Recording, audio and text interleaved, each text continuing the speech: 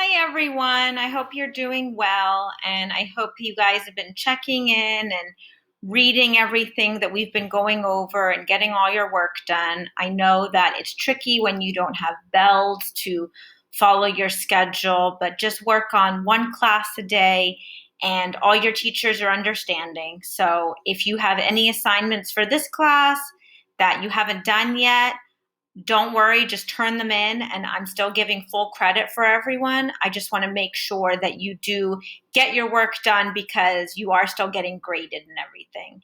If you have questions, if you have concerns, come to the Zoom meetings I have twice a week, or just email me and let me know what's been going on. Okay? Last week we read our story about the two climbers. This week we're going to jump ahead just a little bit. And remember, you can follow along in your RealBook app, or you can just listen to me read and follow along with this video. So today we are on workshop 6, and I am actually going to jump all the way down to this Tough Mudder text. So we are on page 308 and 309. And this week, all we're doing is reading this text and answering the questions. You don't need to do your reading log. You don't need to do your software. We're just working on this one assignment this week.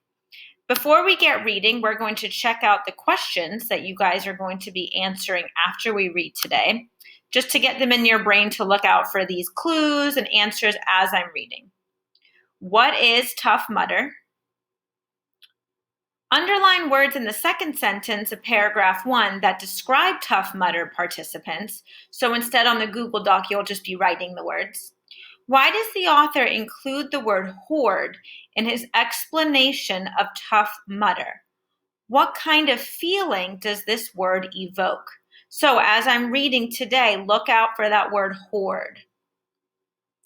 Is it worth it for athletes to push their bodies to a threshold they never knew was possible? So this is an opinion, and you guys are going to cite your evidence to support your opinion.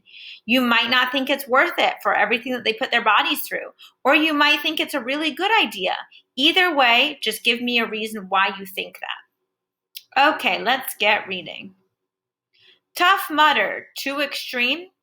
3 news articles provide different perspectives on one of the toughest endurance competitions on the planet. A. Exercise in Survival by Ishmael Rodriguez. It's a cold day in November. A horde of icy, mud-caked individuals are finishing up the last obstacle of the course. It is a series of live electrical wires. Just the kind of thing you want to run through after hours of trudging through freezing water and mud thicker than molasses. Among those at the finish line are Saudi Tejada and Paula Ronquillo Floyd. They wear teeth-chattering smiles barely visible through their darkened faces and a look that says, "Did I just do that?" That something is more than a race. It is an exercise in survival. Welcome to Tough Mudder.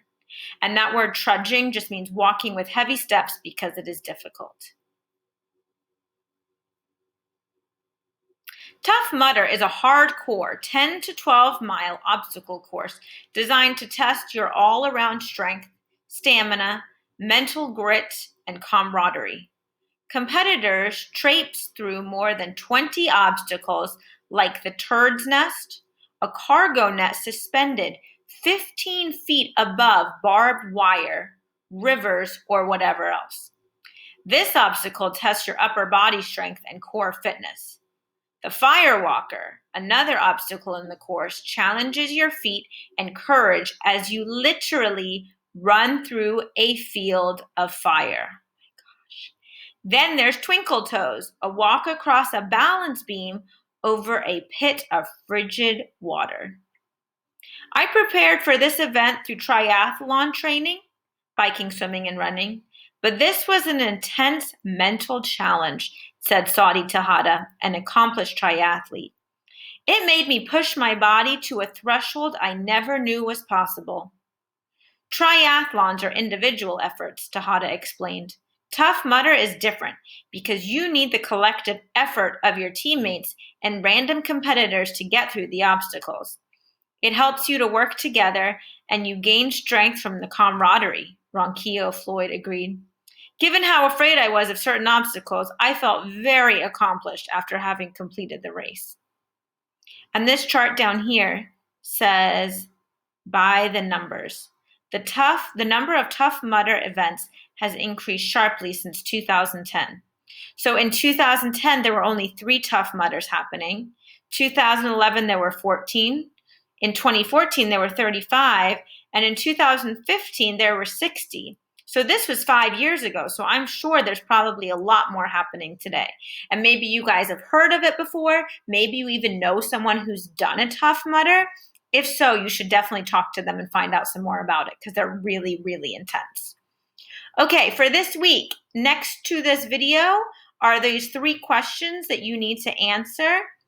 And that is all you need to do for me this week. We're just doing this one piece of reading and these 3 questions.